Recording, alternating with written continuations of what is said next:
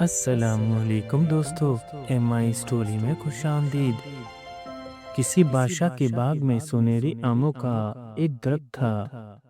इस दरख्त पर सोने के आम लगा करते थे, लेकिन हर रात को एक फल गायब हो जाता। इसके लिए बादशाह ने बाग के माली को बहुत डांटा डपटा। माली बहुत होशियार और चौकन्ना रहने लगा, लेकिन फिर भी दरख्तों से फल गायब हो जाते। बादशाह बहुत हैरान था। आखिर बादशाह ने बाग के चारों तरफ 24 घंटे के लिए पहरे बिठा दिए, लेकिन आम पहले की तरह चोरी हो जाते। एक दिन बादशाह ने बहुत सोच विचार के बाद अपने तीनों बेटों को बुलाकर कहा, तुम तीनों में से जो शहजादा भी आम की चोरी का भेद मालूम करके मुझे बताएगा, वही मेरे तख्त व ताज का हकदार होगा। ये सुनकर तीनों शहजादे चोर का पता मालूम करने के लिए महल से निकल पड़े। सबसे पहले बड़ा शहजादा बाग में पहुंचा और सारी रात वहां पर रहा। इसे कुछ पता ना चला कि कब इसे नींद आई और कब एक आम उड़ा ले गया। दूसरी रात मनचला शहजादा बाग में चोर का पता लगाने के लिए गया, लेकिन वो भी नाकाम रहा। फिर सबसे छोटे शहजादे की बारी आई। छोटा शहजादा अपनी तलवार और तीर कमान लेकर बाग में पहुंचा। आधी रात गुजर जाने के बाद जब छोटे शहजादे को नींद आने लगी तो इसने अपनी तलवार से अपनी एक टांग जख्मी कर ली। जख्म की वजह से सख्त तकलीफ और दर्द के बायस इसे बाकी रात नींद ना आई। बात दरअसल ये थी कि राजहंस का एक जोड़ा हर रोज आधी रात को बादशाह के बाग में आता था और सुनहरी आमों में से एक फल तोड़कर ले जाता था। जब हंसों का जोड़ा बाग में उतरने लगा तो इसके सुनहरी परों के फरफराहट से ऐसी दिलकश रागनी पैदा होती कि सारे बाग में एक कैफ और सुरूर सा छा जाता। जो इस आवाज को सुनता इसे नींद सी आने लगती और वो सो जाता। पहले तो शहजादे इस जादू भरी आवाज को सुनकर ही गाफिल हो गए होंगे और चोर पकड़ने में नाकाम रहे, लेकिन छोटे शहजादे को तकलीफ की वजह से नींद ना आई। जब 3/4 रात गुजर गई तो अचानक छोटे शहजादे ने देखा कि राजहंस का एक जोड़ा उड़ता हुआ बाग में आया और आमों के दरख्त पर बैठकर इसका एक फल तोड़ने लगा। छोटे शहजादे ने निशाना बांधकर तीर छोड़ा तो इनमें से एक राजहंस जख्मी होकर गिर पड़ा और इसका दूसरा साथी चीखता चिल्लाता हुआ उड़कर आसमान में कहीं गायब हो गया। शहजादा जख्मी हंस को लेकर बादशाह के पास पहुंचा। बादशाह बहुत खुश हुआ। जख्मी राजहंस ने अपने पर पढ़ाए तो इसमें दिलकश राग सी लहरें निकलकर सारे दरबार में फैल गई। जिसने सुना झूम कर रह गया। बादशाह की एक बेटी थी, इसका नाम यास्मीन था। इसके बाल लंबे और सुनहरी थे। रोशनी में इसके बाल सोने की तरह चमकते थे। बादशाह ने राजहंस छोटे शहजादे से लेकर शहजादी को दे दिया। शहजादी ये परिंदा पाकर बहुत खुश हुई। शहजादी इसे उठाकर अपने कमरे में ले गई। राजहंस जब अपने साथी को याद करके चीखता तो इसकी दर्द भरी आवाज सुनकर शहजादी यास्मीन उदास हो जाती और अक्सर रो पड़ती। राजहंस अपने साथी की याद में रो रो कर कमजोर और दुबला हो गया। शहजादी यास्मीन परिंदे की हालत देखकर बहुत फिक्रमंद हुई। एक दिन इसने बाप से कहा, बाहजूर, अगर ताज हंस की यही हालत रही तो वो बहुत जल्द मर जाएगा, और अगर ये मर गया तो फिर शायद मैं भी जिंदा ना रह सकूंगी। शहजादी राजहंस को अपनी जान से भी ज्यादा अजीज समझती थी। बादशाह को अब इस परिंदे के बारे में फिक्र होने लगी। इसने दूसरी रात हंस की तलाश के लिए बड़ी कोशिश की, लेकिन इसका कहीं पता ना लगा और ना ही वो दोबारा सोने का फल लेने के लिए कभी भाग में आया। आखिर में बादशाह ने ढिंढोरा पिटवाया कि कोई भी नौजवान राजहंस का दूसरा साथी पकड़ कर लाएगा। इसकी शादी शहजादी यास्मीन के साथ कर दी जाएगी। इसके साथ ही ये शर्त भी लगा दी गई, क्योंकि इस अरसे तक जख्मी राजहंस का जिंदा रहने की उम्मीद नहीं थी। दूर दराज के मुल्कों तक बादशाह का ये ऐलान पहुंचा दिया गया। बड़े बड़े शहजादे ये सुनकर इस परिंदे की तलाश के लिए गए, लेकिन इनमें से एक भी वापस नहीं लौटा। बादशाह के एक हमसाया मुल्क के बादशाह की तीन बेटियां और एक बेटा था। इस शहजादे ने जो ये ऐलान सुना तो फैसला किया कि चाहे कुछ भी हो जाए, वो राजहंस को पकड़ कर लाएगा और सुनहरे बालों वाली शहजादी से शादी करेगा। और ये फैसला करके वो अगले ही रोज इसकी तलाश में महल से चल दिया। चलते चलते जब वो एक घने जंगल में पहुंचा तो इसे एक परिंदे के रोने और चीखने की आवाज सुनाई देने लगी। करीब पहुंचा तो इसने देखा कि एक उकाब कांटेदार झाड़ियों में फंसा हुआ चीख रहा है। शहजादे ने इसे कांटों से अलहदा किया और इसके जख्मों पर एक दरख्त के पत्ते कुचल कर लगा दिए। उकाब को जब आराम महसूस हुआ तो वो शहजादे के बर्ताव से बहुत खुश हुआ और बोला, शहजादे, मुझे बताओ कि मैं तुम्हारे किस काम आ सकता हूँ। शहजादे ने इसे बताया कि मैं एक राजहंस की तलाश में हूँ। कई दिनों से इस जंगल में भटक रहा हूँ, लेकिन अभी तक इस परिंदे का मुझे कहीं पता ना चल सका। उकाब ने शहजादे को बताया कि इस राजहंस की तलाश में पहले भी कई शहजादे निकले हैं, लेकिन इनमें से एक भी शहजादा आज तक वापस नहीं लौट सका। तुम भी इसकी तलाश में अपनी जान को जाया ना करो। जब शहजादे ने बहुत इसरार किया तो उकाब ने बताया कि वो राजहंस यहाँ से बहुत दूर कोकाप पर एक राजा सुनहरी महल में रहता है। इस पहाड़ की उतराई में एक बहुत खूबसूरत सेराई है, जिसके दो हिस्से हैं। पहले हिस्से में खाने पीने की बहुत सी चीजें हैं, लेकिन दूसरे हिस्से में इसके बरक्स बिल्कुल मामूली सामान होगा। अगर तुम पहले हिस्से में चले गए तो तुम्हारे साथ भी वही होगा जो दूसरे शहजादों के साथ बीता है। पहले हिस्से में खाने पीने की जो चीजें हैं, इन्हें खाने के बाद इंसान पागल हो जाता है। दूसरे हिस्से की चीजें अगरचा देखने में मामूली और खराब नजर आती हैं, लेकिन वो हैं बहुत जायकेदार। इन्हें खाने के बाद इंसान बहुत ताकतवर हो जाता है और बड़ी बड़ी मुसीबत का मुकाबला कर सकता है। इसलिए तुमसे राय के इस हिस्से में ही टहलना, रात वहां बसर करना और सुबह होने से पहले ही पहाड़ की चढ़ाई पर चढ़कर राजा बाग में चले जाना। वहां पर राजहंस सोया हुआ मिलेगा। पहरेदार भी सो रहे होंगे। चुपके से राजहंस को उठाकर ले आना। और हाँ, इसके साथ ही एक सोने का पिंजरा रखा हुआ होगा। तुम उसे उठाने की कोशिश ना करना, वरना पछताओगे। शहजादा अपने नए दोस्त ओकाब से सब बातें समझकर कोकाफ की तरफ रवाना हो गया। पहले सराय आई, वहाँ एक तरफ एक हिस्सा खूब सजा हुआ था और अच्छे अच्छे खाने रखे हुए थे, लेकिन दूसरे हिस्से में जो बिल्कुल उजड़ा पड़ा था, मामूली किस्म के खाने रखे हुए थे। शहजादी का दिल पहले हिस्से को देखकर ललचाने लगा। अचानक इसे बहुत से पागल शहजादों के किलकों की आवाजें सुनाई दी और इसके साथ ही इस औकाब की नसीहत याद आ गई। शहजादा ठटक गया। वो समझ गया कि ये आवाजें इन पागल शहजादों की हैं जो हंस की तलाश में निकले थे।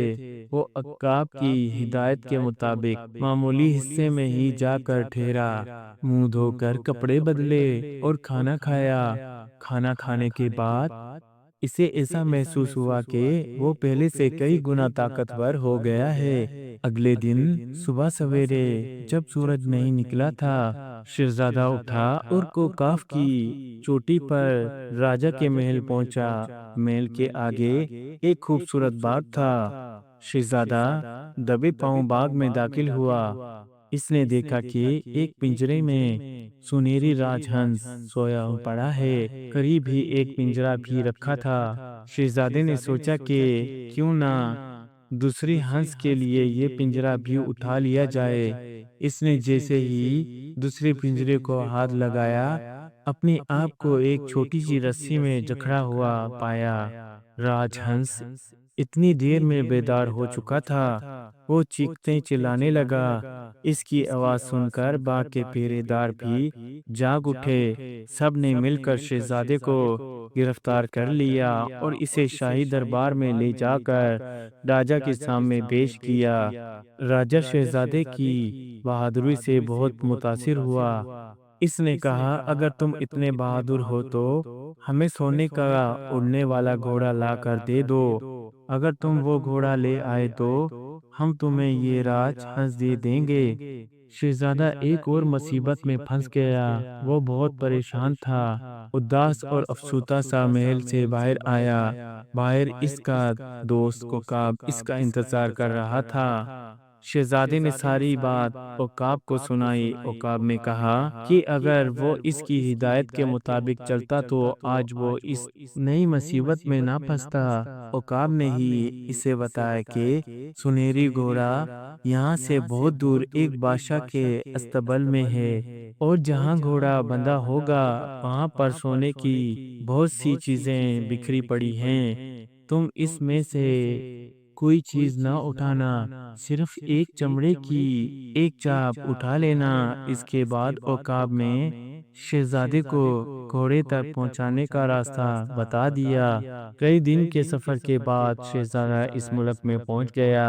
आधी सुबह जब सब पहरेदार अभी सो रहे थे, वो सीधा अस्तबल में दाखिल हुआ और वहां बंधे हुए सुनहरी घोड़े को देखकर बहुत खुश हुआ।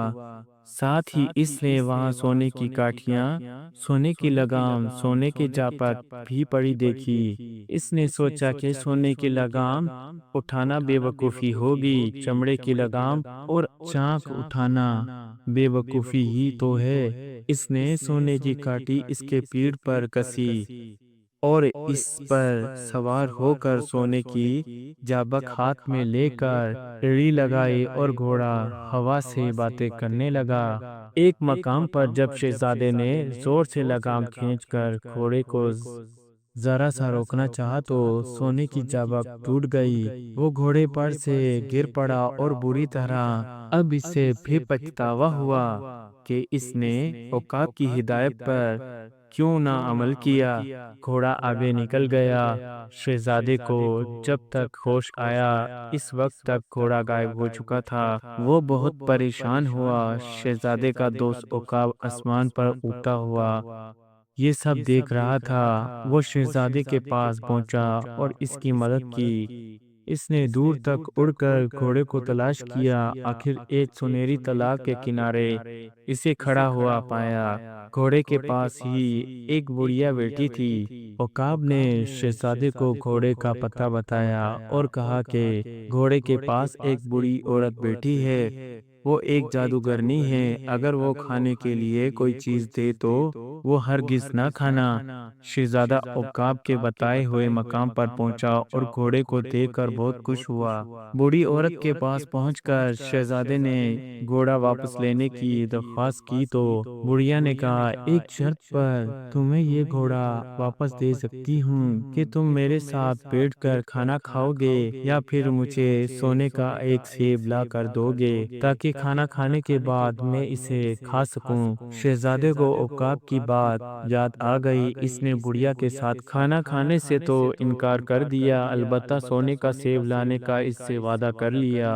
बुढ़िया से रुखसत होकर शहजादा अपने दोस्त औकाब के पास पहुंचा और इसे सारी बातें बताई। शहजादे सेब लाने का वादा करके तुमने अपने आप को मौत के मुंह में जाने की दावत दे दी है। सोने का सेब एक ऐसी बाग में है जहाँ एक अस्ता पहरा देता है। अगर कोई भूले भटके वहाँ पहुँच भी जाता है तो इसे निगल जाता है। मुसीबत ये है कि वो अस्ता कभी सोता नहीं। इसके अलावा रास्ते में तुम्हें बड़ी मुसीबतों का सामना करना पड़ेगा। इतना कहकर औकाब ने शहजादे को सोने के सेब के बाग का पता बताया और शहजादा बाग की तलाश में चल दिया। एक दिन शहजादा भटकता हुआ एक नदी के किनारे पहुंचा। वहां इसने देखा देखा कि कुछ परियां नाच रही हैं। इसके करीब जाकर इसने बाप का पता पूछा। परियों की रानी ने कहा, अगर तुम सही पता मालूम करना चाहते हो तो समुद्री देवता ही इसका ठीक ठीक पता बता सकते हैं। शहजादा आगे बढ़ा, यहाँ तक के समंदर के किनारे पहुंच गया। वहां इसने समुद्री बूढ़े देवता को तलाश किया। बूढ़ा एक जगह गहरी नींद सो रहा था। शहजादे को परियों ने बताया था कि वो बूढ़ा बहुत मक्कार और धोखाबाज है। इसलिए शहजादा आहिस्ता आहिस्ता इसके करीब पहुंचा और इस पर सवार हो गया। बूढ़ा चौंक उठा। तू? शहजादे ने पूछा। जल्दी से बताओ, सोने के सेब का बाग कहाँ है? बूढ़ा दरअसल एक देवता था और अपने अंदर इतनी ताकत रखता था कि जब जी चाहे अपने आप को किसी दूसरे रूप में तब्दील कर लेता। जैसे ही शहजादे ने ये सवाल किया, बूढ़े ने अपने आप को शेर बब्बर में तब्दील कर लिया। लेकिन शहजादा बिल्कुल नहीं घबराया। इसने मजबूती के साथ इसके सर के बाल पकड़ लिए और इस पर सवार रहा। आखिर में जब देवता थक हार गया तो इसने कहा, शहजादे तुम मगरिब की तरफ चले जाओ और इस वक्त तक चलते रहो जब तक तुम इस देव के पास ना पहुंच जाओ जो अपने सर पर आसमान उठाए हुए हैं। वही देव तुम्हें इस बाग का सही पता बता सकेगा। ये जवाब सुनकर शहजादे ने समुद्री देव को छोड़ दिया और मगरिब की तरफ चला गया। आखिर में वो एक ऊंचे पहाड़ के पास पहुंचा। वहां पहुंचकर इसने देखा कि एक देव ने आसमान को अपने कंधों पर उठा रखा है।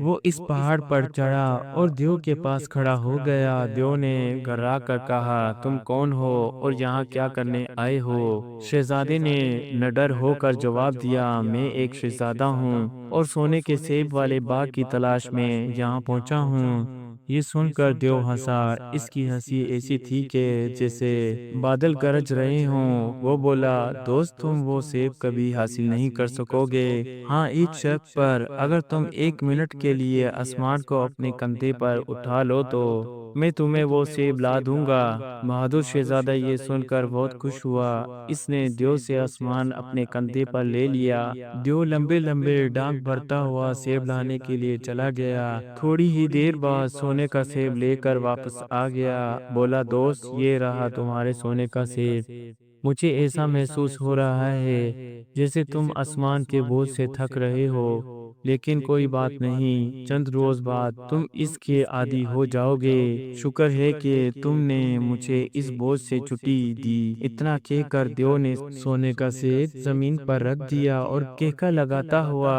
वापस जाने लगा। शहजादा देव को वापस जाता देखकर घबराया, फिर भी इसने हिम्मत ना हारी। एक लम्हा सोचकर वो चला।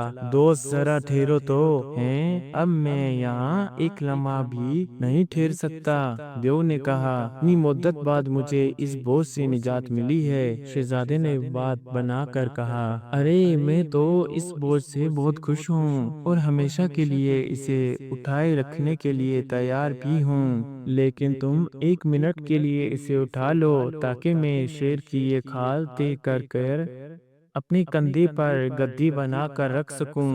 बेवकूफ दियो शहजादे की बातों में आ गया और बोला, कोई बात नहीं, इतनी देर के लिए तो उठा सकता हूँ। इतना कहकर इसने आसमान को दोबारा अपने कंधों पर ले लिया।